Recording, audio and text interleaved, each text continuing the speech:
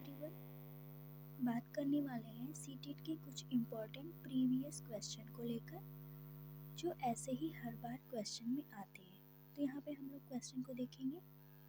Question number first है, ये child development and pedagogy से है।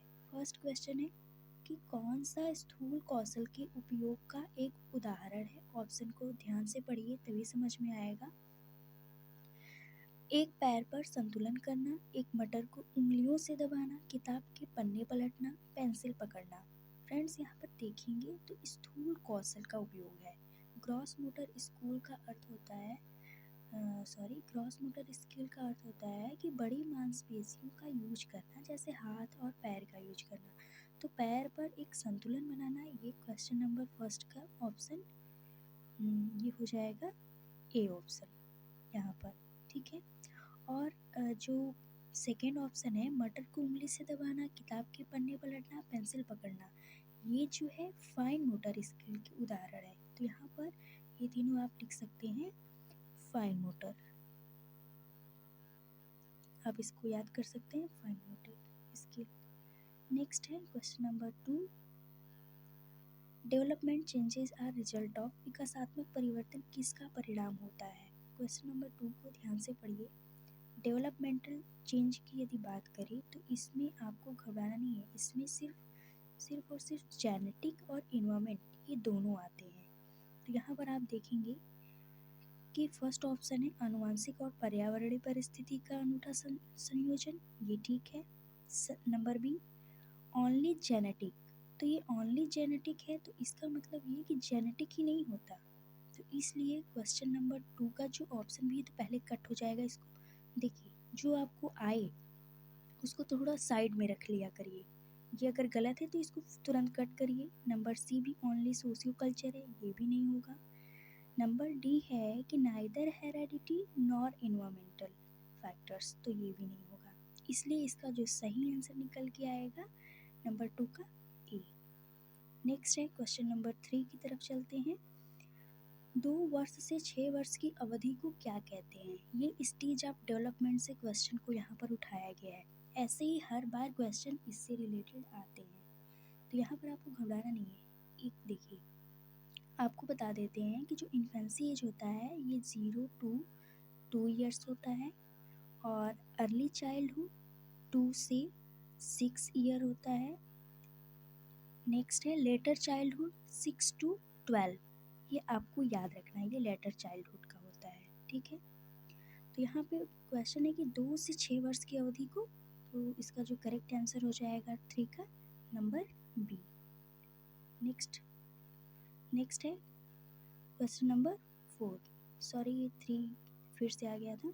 क्वेश्चन नंबर 4 में है असर्शन, यहाँ पर आपको कथन और रीजन यानी तर्क से भी क्वेश्चन आपको देखने को मिलेंगे।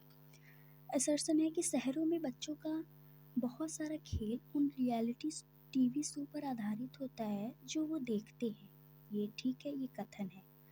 इसका जो तर्क है, इस तर्क को पढ़िए कि इन दिनों परिवार और साथियों के अलावा मीडिया बच्चों के समाजीकरण का एक महत्वपूर्ण माध्यम बनता जा रहा है।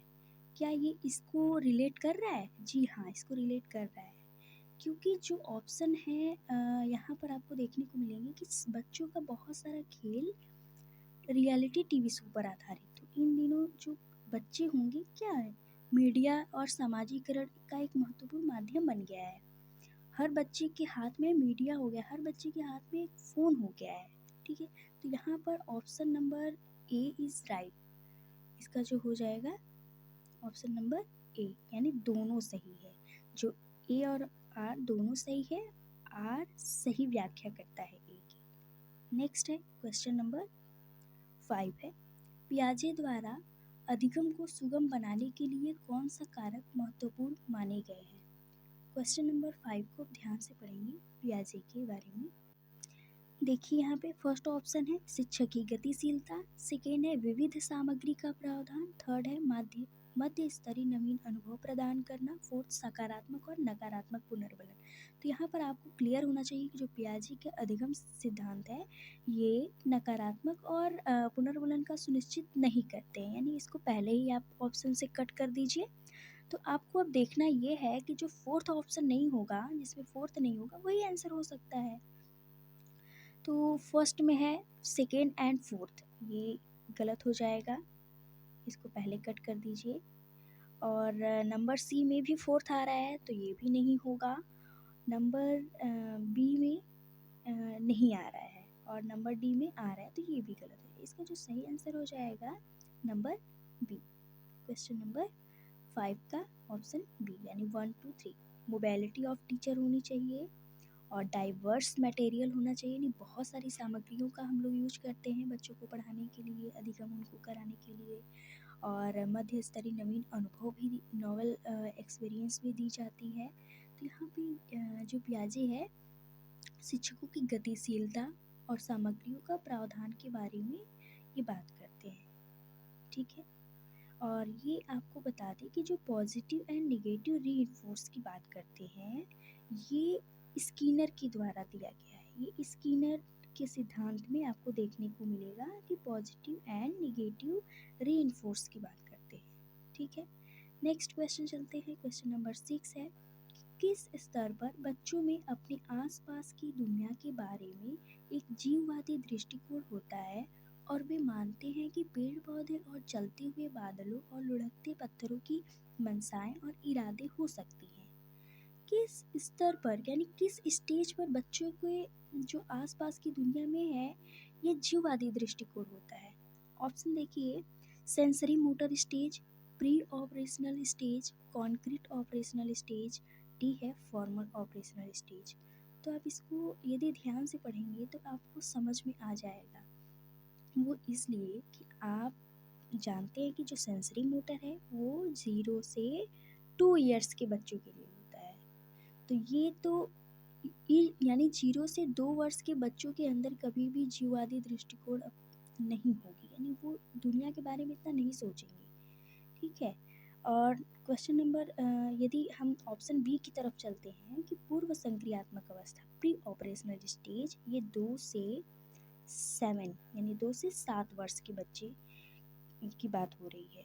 यहाँ पर 2 से 7 वर्ष के बच्चों को यदि आप देखेंगे तो ये दुनिया के बारे में और जीववादी दृष्टिकोण अपनाते हैं, पेड़ पौधों को और बादलों को, यानी इस सब चीज़ों के बारे में वो एक तरीके से विचार रखते हैं। तो यानी 2 से 7 वर्ष तक के बच्चों में ये होता है, ठीक है। और उन्हीं इसी बच्चों में ये भी लगता है कि ये चीज़ें जीवित हैं, जीवित नहीं हैं। जो वस्तु चल रही हैं वो जीवित होती हैं, जो वस्तुएं नहीं चल रही हैं वो जीवित नहीं होती हैं। तो 2 से 7 वर्ष तक के बच्चों में होता है, ठीक है। नेक्स्ट है क्वेश्चन नंबर 6 हो गया। क्वेश्चन नंबर 7 की तरफ चलते हैं। कौन सा चरण लॉरेंस कोहलबर्ग द्वारा दिए गए नैतिक विकास के सिद्धांत में शामिल नहीं है? देखिए इस क्वेश्चन में है कि कौन सा सिद्धांत शामिल नहीं है, तो आपको पहले पता होना चाहिए कि कौन कौन सा सिद्धांत होता है लॉरेंस कोहलबर्ग का। तो आपको यहाँ पे बता दे रहे हैं कि लॉरेंस कोहलबर्ग ने इन्होंने 3 लेवल दिया था, ठीक है। इनकी जो मॉरल रीजनिंग की थ्योरी है इन्होंने 3 लेवल दिया था। 3 लेवल में फर्स्ट होता है पूर्व परंपरागत स्तर, दूसरा होता है परंपरागत स्तर, तीसरा होता है उत्तर परंपरागत स्तर, यानी अगर इंग्लिश में बात करें तो pre conventional stage, conventional stage and post conventional stage. तो यहाँ पर आप यदि ऑप्शन देखेंगे तो प्री भी दिख रहा है, कॉन्वेंशनल भी दिख रहा है, पोस्ट कॉन्वेंशनल भी दिख रहा है। क्या नहीं होना चाहिए? अनकॉन्वेंशनल स्टेज नहीं होना चाहिए। तो इसलिए क्वेश्चन नंबर 7 का जो आंसर हो जाएगा बी, ठीक है। समझ में आ गए होंगे।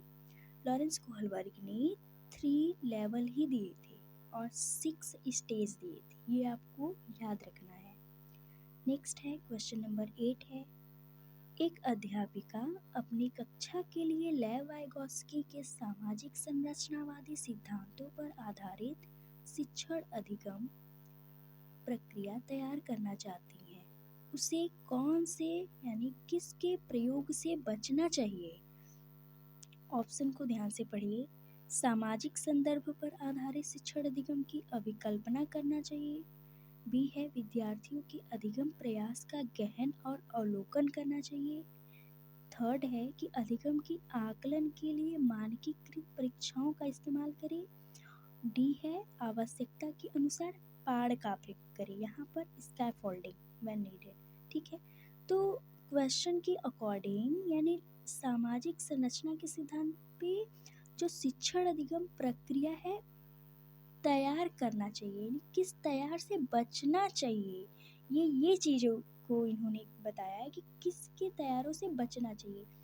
तो पहले ये बचने की बात कर रहे हैं, यानी निगेटिव की बात कर रहे हैं, तो इसमें क्या नहीं होना चाहिए, एक use of formal standardised test assess learning. ये कह रहे हैं कि अधिगम के आकलन की मानकीकृत परीक्षाओं का इस्तेमाल से बचना चाहिए, यानी बच्चों में, छोटे बच्चों में एक आप स्टैंडर्डाइज्ड टेस्ट नहीं ले सकते, यानी यूज ऑफ स्टैंडर्डाइज्ड टेस्ट का यूज से बचना चाहिए। ठीक है, हम लोग तो स्कैफोल्डिंग का यूज करते हैं और विद्यार्थियों के अधिगम प्रयास का गहन अवलोकन भी करते हैं, सामाजिक संदर्भ पर शिक्षण अधिगम की अभिकल्पना भी करते हैं, यानी उसकी डिज़ाइन बनाते हैं। तो ये सारे ऑप्शंस नहीं होंगे, इसका जो करेक्ट आंसर हो जाएगा सी। सी समझ में आया कि नहीं, क्योंकि ये प्रयोग से बचने की बात कर रहा है, तो स्टैंडर्डाइज टेस्ट से बचना चाहिए। ठीक है, आई होप ये समझ में आ गया होगा।